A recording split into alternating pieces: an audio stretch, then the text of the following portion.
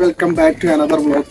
അപ്പോൾ ഇന്ന് നമ്മൾ സംസാരിക്കാൻ പോകുന്നത് എന്തിനെ കുറിച്ചാണെന്ന് ചോദിച്ചു കഴിഞ്ഞാൽ നമ്മുടെ CB200 കുറിച്ചാണ്. എന്തുകൊണ്ട് നമ്മൾ CB200 ചൂസ് ചെയ്തു? ഇത്രയും നാളായിട്ട് നമ്മൾ വണ്ടിയുടെ ഡീറ്റെയിൽ റിവ്യൂവും കാര്യങ്ങളൊന്നും ഇതുവരെ ഇട്ടിട്ടില്ല. ഫസ്റ്റ് തന്നെ നമ്മൾ എന്തുകൊണ്ട് ഈ വണ്ടി എടുത്തു എന്നുള്ളതാണ് നമ്മൾ പറയാൻ പോകുന്നത്. ശരിക്കും പറഞ്ഞാൽ നമ്മുടെ ഒരു വണ്ടി എടുക്കുന്ന സമയത്ത് നമുക്ക് ഈ ഒരു പ്രൈസ് റേഞ്ചിൽ ഒത്തിരി ഓപ്ഷൻസും കാര്യങ്ങളും ഉണ്ടായിരുന്നു. ഫസ്റ്റ് തന്നെ 100 ഉണ്ടായിരുന്നു, അതുപോലെ തന്നെ നമുക്ക് റോണിൻ ഉണ്ടായിരുന്നു, പിന്നെ നമ്മുടെ ഈ വണ്ടി ഉണ്ടായിരുന്നു, പിന്നെ എക്സ്പൾസ് ഉണ്ടായിരുന്നു, അതുപോലെ തന്നെ പിന്നെ കുറച്ച് ബഡ്ജറ്റ് കൂടുതലാണെങ്കിൽ വീസ്ട്രോം കൂടി ഈ സെഗ്മെന്റ് നമുക്ക് എടുത്താൽ മതി. വീസ്ട്രോം കൂടി ഉണ്ടായിരുന്നു. പക്ഷെ ഫൈനലി നമ്മൾ ഈ വണ്ടിയിലേക്ക് എങ്ങനെ എത്തിയെന്ന് ചോദിച്ചു കഴിഞ്ഞാൽ നമ്മുടെ 100 എന്ന് പറഞ്ഞു കഴിഞ്ഞാൽ ശരിക്കും പറഞ്ഞു കഴിഞ്ഞാൽ അത് അതിൻ്റെ ഒരു യാത്ര കംഫോർട്ട് അത്ര സുഖമില്ലായിരുന്നു. കാര്യം നമ്മൾ മറയൂർ പോകുന്ന ടൈമിൽ നമ്മൾ 100-ലാണ് പോയത്. കാര്യം അത് ഞാൻ വണ്ടി എടുക്കുന്നതിന് മുമ്പ് ഒന്ന് ഡ്രൈവ് കൂടി ചെയ്ത് നോക്കിയാണ്. 100-ആണ് ഫസ്റ്റ് മനസ്സിൽ വന്നത്. അത് ശരിക്കും പറഞ്ഞു കഴിഞ്ഞാൽ വണ്ടിയുടെ കംഫോർട്ട് ലെവൽ അത്ര പോരാ. അതുപോലെ തന്നെ ഒരു ഭയങ്കര ശോഭമാണ് ബാക്കിലിരിക്കാനും ഫ്രണ്ടിലിരിക്കാനൊക്കെ. അപ്പോൾ അതുകൊണ്ടിട്ടാണ് നമ്മൾ നിതംബങ്ങളുടെയൊക്കെ പ്രശ്നങ്ങൾ കാരണം നമ്മൾ വണ്ടി 100 ഒഴിവാക്കിയത്. പിന്നെ നമ്മൾ രണ്ടാമത് റോണിനേക്കാണ് പിന്നെ നോക്കിയത്. റോണിൻ വന്ന ടൈമിലാണെന്നുണ്ടെങ്കിൽ നമുക്ക് റോണിനെ സംബന്ധിച്ച് എന്തോ എനിക്കൊരു വണ്ടി ഓക്കെയാണ്, റൈഡിങ് മോഡ് കാര്യങ്ങളുണ്ട്, എല്ലാം ഉണ്ട്, അത്യാവശ്യം എല്ലാ ഫീച്ചേഴ്സും TVS പ്രൊവൈഡ് ചെയ്യുന്നുണ്ട്. എങ്കിൽ പോലും നമ്മളത് ഒഴിവാക്കിയതിൻ്റെ കാര്യം എനിക്കെന്തോ ആ വണ്ടിയായിട്ടൊരു എന്തോ ഒരു കണക്ഷൻ ഫീൽ ചെയ്യുന്നില്ല. അപ്പോൾ അതുകൊണ്ടിട്ടാണ് നമ്മൾ റോണിൽ മാറ്റിയത്. പിന്നെ നമ്മൾ എക്സ്പൾസ് വന്നപ്പം നമ്മൾ ഊട്ടി ട്രിപ്പിലാണെങ്കിൽ എക്സ്പൾസ് ആണ് നമ്മൾ യൂസ് ചെയ്തത്. എക്സ്പൾസ് ഓടിക്കുന്ന സമയത്താണെങ്കിൽ ശരിക്കും പറഞ്ഞു കഴിഞ്ഞാൽ നമുക്ക് ഹൈവേ റൈഡിങ് എന്ന് പറയുന്ന സംഭവം പരശോഭമാണ്. അതുപോലെ തന്നെ നമുക്ക് കംഫോർട്ടില്ല, സീറ്റിംഗ് പൊസിഷൻ കംഫോർട്ടില്ല. അങ്ങനെയാണ് നമ്മൾ എക്സ്പൾസിൽ നിന്ന് മാറിയത്. പിന്നെ നമുക്കുള്ള ഓപ്ഷൻ എന്ന് പറഞ്ഞു കഴിഞ്ഞാൽ ഇതും അതുപോലെ തന്നെ വീസ്ട്രോമും ഉണ്ടായിരുന്നു. വീസ്ട്രോം ശരിക്കും പറഞ്ഞാൽ പ്രൈസ് റേഞ്ച് ഇത്തിരി ഹൈ ആണ്. കാരണം നമ്മൾ ഈ ഒരു പേയ്മെൻറ്റ് റെഡി പേയ്മെൻറ്റ് എടുത്ത സമയത്താണെങ്കിൽ പോലും ഈ ഒരു എമൗണ്ടിൻ്റെ ഒരു സെറ്റ് ചെയ്ത് വെച്ചേക്കുന്നത്. പിന്നെ ഒരു EMI ഓപ്ഷനിലേക്ക് പോകാൻ എനിക്കൊരു താല്പര്യം കുറവ് വന്നായിരുന്നു. അപ്പോൾ അതുകൊണ്ടിട്ടാണ് നമ്മൾ ശരിക്കും പറഞ്ഞാൽ തിരിച്ച് നമ്മൾ ഈ CB200 വന്നത്. മറ്റു വണ്ടികളെ കമ്പയർ ചെയ്യുന്ന സമയത്ത് നമ്മുടെ നെഗറ്റീവ് എന്ന് പറഞ്ഞു കഴിഞ്ഞാൽ ഫസ്റ്റ് നമുക്ക് നെഗറ്റീവ് തന്നെ അറിയാം. പോസിറ്റീവ് അല്ല, നെഗറ്റീവ് എന്ന് പറയാം. നെഗറ്റീവ് എന്ന് തുടങ്ങുന്ന ടൈമിലാണെന്നുണ്ടെങ്കിൽ ഒന്നാമത്തെ കാര്യം നമുക്ക് റൈഡിങ് മൂഡ്സ് ഇല്ല, പിന്നെ എയർ കൂൾഡ് എഞ്ചിനാണ്, അതുപോലെ തന്നെ ബാക്കിൽ ABS ഇല്ല. അങ്ങനെ കുറേ നെഗറ്റീവ്സ് ആയിട്ട് വണ്ടിക്കില്ല. അതുപോലെ തന്നെ ഈ ഓഫ് റോഡ് സെഗ്മെന്റ് ആണെന്ന് പറയുമെങ്കിൽ പോലും നമ്മളെ സസ്പെൻഷൻ സൈഡ് നോക്കുന്ന സമയത്ത് അത്യാവശ്യം ഹാർഡായിട്ടുള്ളൊരു സസ്പെൻഷനാണ്. അതുകൊണ്ട് തന്നെ നമുക്ക് അത്യാവശ്യം ഓഫ് റോഡ് കാര്യങ്ങൾ ഇനി നമ്മൾ ഈ എക്സ്പൾസ് കയറുന്ന പോലെ ഒരു അത്ര ഒരു പെർഫോമൻസ് ഓറിയൻറ്റഡ് ആയിട്ടല്ല. പക്ഷെ നമ്മുടെ യൂസേജ് അനുസരിച്ച് ശരിക്കും പറഞ്ഞു കഴിഞ്ഞാൽ നമുക്ക് ഈ വണ്ടി ഓക്കെയാണ്. കാര്യം നമുക്ക് അത്യാവശ്യം ഓഫീസിൽ പോകണം, വീക്കെൻഡ് റൈഡ് പോകണം, ഓഫ് റോഡ് കാര്യങ്ങൾ നമ്മൾ അധികം ചെയ്യാത്തതുകൊണ്ട് നമ്മൾ ഭയങ്കര ഓഫ് റോഡ് പോകുന്ന ഒരാളാണെങ്കിൽ മാത്രം നമുക്ക് എക്സ്പൾസിലേക്ക് ചിന്തിച്ചാൽ മതി. അപ്പം അങ്ങനെ ആ ഒരു സസ്പെൻഷൻ്റെ കാര്യം ഭയങ്കര ഇത്തിരി ഹാർഡാണ്. പക്ഷെ അതുകൊണ്ട് വേറൊരു ഗുണമെന്ന് പറഞ്ഞാൽ നമ്മൾ ലോങ് ഡ്രൈവ് പോകുന്ന സമയത്ത് ഹൈവേയിൽ നല്ല പക്കായാണ് വണ്ടി. കാര്യം വണ്ടി കൈ കൊടുത്തു കഴിഞ്ഞാൽ 110 ആ ഒരു റേഞ്ചിൽ നമുക്ക് കംഫോർട്ടായിട്ട്, അതായത് ഒരു വൈബ്രേഷൻ ഇല്ല. ഹോണ്ടയുടെ ഒരു പ്രത്യേകത എന്ന് പറഞ്ഞാൽ ഹോണ്ടയുടെ യമഹയുടെ പ്രത്യേകത എന്ന് പറഞ്ഞാൽ അതാണ്, വൈബ്രേഷൻ കാര്യങ്ങളൊന്നും വണ്ടീന് ഇല്ല കംപ്ലീറ്റ്ലി. പിന്നെ എഞ്ചിൻ സൈഡ് നോക്കാനാണെങ്കിലും ഭയങ്കര സ്മൂത്ത് കാര്യങ്ങളാണ്. അപ്പം അങ്ങനെ നമ്മുടെ യൂസേജ് വെച്ചിട്ടാണ് നമ്മളിപ്പം നമ്മുടെ ഈ പറയുന്ന CB200 വന്നത്.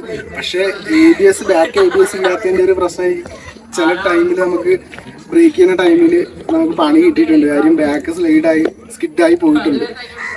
ഈ ബാക്കിൽ ABS വരേണ്ടത് ഇത്രയും അത്യാവശ്യപ്പെട്ട കാര്യമാണ്. എനിക്ക് തോന്നുന്നത് ഇനിയൊരു അപ്ഡേഷൻ വരണ സമയത്ത് ഇതിൽ വരുമെന്നാണ് എനിക്ക് തോന്നണം. പിന്നെ നമ്മൾ വേറെ പറയുകയാണെന്നുണ്ടെങ്കിൽ വേറെ നെഗറ്റീവ് സൈഡൊന്നും ഇല്ല. ഇനി നമുക്ക് പോസിറ്റീവിലേക്ക് വരുവാണെന്നുണ്ടെങ്കിൽ പിന്നെ നമ്മുടെ മീറ്ററിൻ്റെ കാര്യം. മീറ്റർ ബേസിക് ആയിട്ടുള്ളൊരു മീറ്ററാണ്. വേറെ വണ്ടിക്കകത്ത് മീറ്ററും കാര്യങ്ങളിലൊന്നും ഒന്നും വരുന്നില്ല, റൈഡിങ് മൂഡ്സ് വരുന്നില്ല, ഒന്നും വരുന്നില്ല. Just kilometre and trip metre മാത്രമേ നമുക്ക് വരുന്നുള്ളൂ. വേറെ അതിനകത്തൊന്നും തന്നെ വണ്ടിക്കകത്ത് വരുന്നില്ല, ബേസിക് മീറ്ററാണ്. പിന്നെ ഓരോ എന്ന് പറയുന്നിടത്ത് വണ്ടി എടുത്തിട്ട് നമ്മൾ അതിനകത്ത് USB ചാർജ് ചെയ്യും. അതൊരു ഇമ്പോർട്ടൻസ് ഉണ്ട് നമ്മുടെ വണ്ടിയിൽ USB ചാർജിങ്. അത് ഞാൻ വണ്ടി എടുത്തിട്ട് അതെങ്കിലും ഉണ്ടാവുന്ന ഞാൻ ചിന്തിച്ചു. പക്ഷെ അങ്ങനെ ഒരു USB ചാർജിങ് പോലും വണ്ടിക്കകത്ത് വരുന്നില്ല. അത് നമ്മൾ അഡീഷണൽ ഏകദേശം ഒരു 2000 സംതിങ് കൊടുത്തിട്ടാണ് നമ്മൾ ചാർജർ പ്ലസ് ഇത് നമ്മൾ വണ്ടിയിലേക്ക് കയറ്റി വരും. അങ്ങനെ കുറച്ച് നെഗറ്റീവ് കാര്യങ്ങളുണ്ട്. പിന്നെ എടുത്തു പറയേണ്ട കാര്യം ഇതിൻ്റെ കീ. സ്കൂട്ടറിന് പോലും ഇല്ല ഇത്രയും വൃത്തിയായിട്ട രീതി. ഈ കീയൊക്കെ അപ്ഗ്രേഡ് ചെയ്ത ടൈം കഴിഞ്ഞു.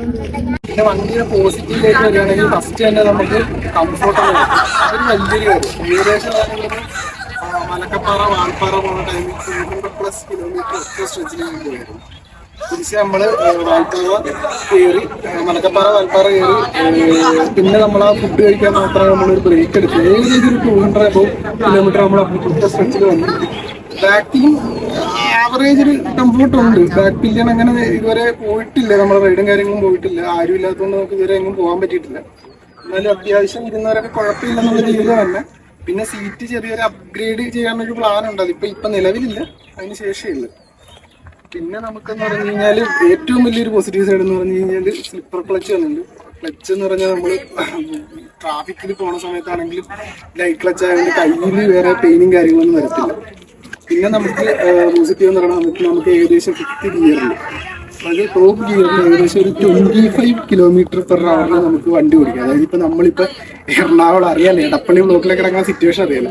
എടപ്പള്ളി ബ്ലോക്കിലൊക്കെയാണ് നമ്മൾ കിടക്കുകയെന്നുണ്ടെങ്കിൽ നമുക്ക് ആ 25 വരിൽ നമുക്ക് വേറെ ഗിയർ ഡൗൺ ചെയ്യേണ്ട കാര്യമൊന്നുമില്ല. 25 തന്നെ നമുക്ക് ഡ്രൈവ് ചെയ്ത് പോകാന്നുള്ളതാണൊക്കെയാണ്.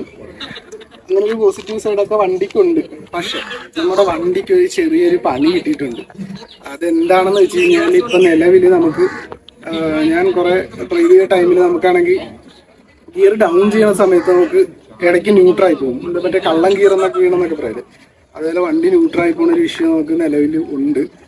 അതപ്പം ഞാനങ്ങനെ ഷോറൂമിൽ ചോദിച്ച സമയത്ത് കുറച്ച് ഓടിച്ച് കഴിയുമ്പോൾ റെഡി ആവുന്നുണ്ട്. ഇപ്പം ഏകദേശം കുഴപ്പമില്ലാതെ ആയിട്ടുണ്ട്. എങ്കിൽ പോലും ഇടയ്ക്ക് നമുക്ക് ന്യൂട്രായി പോകുന്ന സിറ്റുവേഷൻ വന്നിട്ടുണ്ട്. അത് പറഞ്ഞപ്പോൾ അവർ ഓർഡർ ചെയ്ത് തന്നിട്ടുണ്ട്. അത് വന്നു കഴിഞ്ഞാൽ സെറ്റ് ചെയ്ത് തരാമെന്നാണ് പറഞ്ഞേക്കുന്നത്. പക്ഷേ വേറൊരു പണി കൂടി നോക്കിയപ്പോൾ വണ്ടിക്ക് കിട്ടിയേക്കുമാണ്. സംഭവം വേണമെന്ന് പറഞ്ഞാൽ വണ്ടിയിൽ നിന്നൊരു സൗണ്ട് വരുന്നുണ്ട്.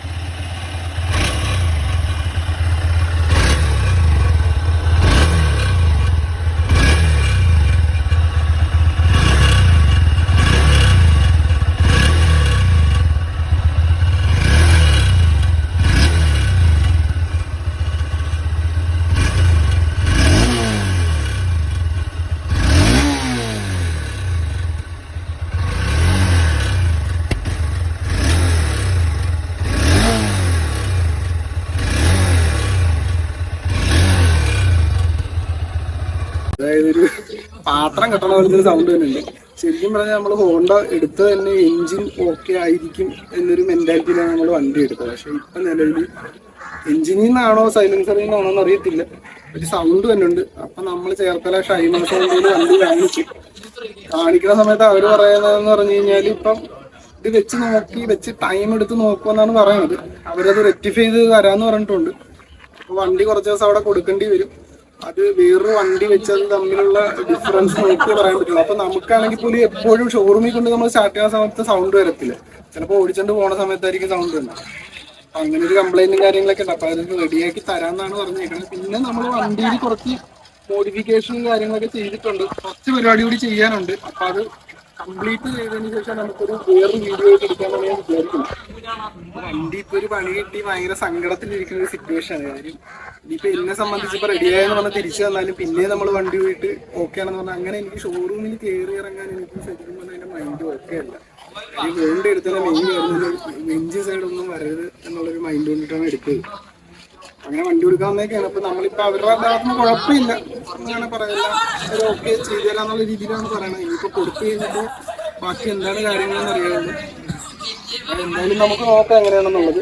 പിന്നെ നമ്മുടെ വണ്ടി എടുത്ത ഒരു ഡീറ്റെയിൽ റിവ്യൂ കാര്യങ്ങൾ വരുന്നുണ്ട്. അതുപോലെ നമ്മുടെ വണ്ടിയിൽ നിന്ന് ഷോറൂമിൽ നിന്ന് ഇറക്കിയ വീഡിയോസും കാര്യങ്ങളും നിലവിൽ ഇട്ടിട്ടില്ല. അതിന്റെ റീസൺ എന്ന് പറഞ്ഞു കഴിഞ്ഞാൽ ഇപ്പോൾ ഏകദേശം ഒരു 6000 കിലോമീറ്റർ ഒരു മാസം കഴിഞ്ഞു. ഞാനടുത്ത് കുറച്ച് ഓടി അങ്ങനെ കാര്യങ്ങളൊക്കെ പഠിച്ചിട്ടൊരു റിവ്യൂ തരാൻ വേണ്ടിയിട്ടാണ് നമ്മൾ ഇത്ര നാളെ വെയിറ്റ് ചെയ്തത്. ഒരു 10,000 കിലോമീറ്റർ ആകട്ടെ എന്നിട്ടൊരു റിവ്യൂ ഇടാന്ന് ഓർത്തിട്ടാണ് ഞാൻ പിന്നെ വേറെ ഒന്നും ഇടാഞ്ഞത്. ഇപ്പൊ നിലവിൽ ഇതാണ് വണ്ടിയുടെ സിറ്റുവേഷൻ. നല്ല സങ്കടമുണ്ട്. എന്നാലും നമുക്ക് കൊടുത്തിട്ട് എങ്ങനെയാണ് കാര്യങ്ങളെന്നൊക്കെ ഇത്രയൊക്കെ പറഞ്ഞാൽ നമ്മുടെ ഇന്നത്തെ ഈ വണ്ടി എന്തുകൊണ്ട് എടുത്തു എന്നുള്ള വീഡിയോ ഞാൻ ഇവിടെ വെച്ച് വൈൻഡപ്പ് ചെയ്യുവാണ്. ഡീറ്റെയിൽ റിവ്യൂ ആയിട്ട് നമുക്ക് പിന്നെ കാണാം.